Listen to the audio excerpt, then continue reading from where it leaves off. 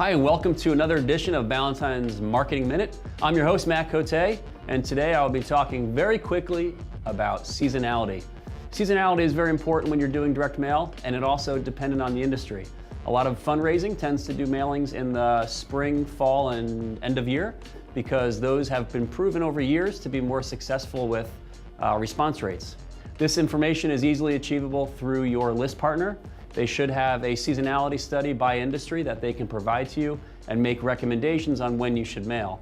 And that also means when you should mail your house appeals and when you should mail your acquisition mailings. And that also applies to other industries as well. But the little golden nugget for today is just check with your list provider on seasonality for your direct mail campaigns. If you really enjoyed this content, I know it was brief, but if you really enjoyed it, double tap my hand if you're on Instagram. Otherwise, just hit the like button somewhere on the screen, wherever it is.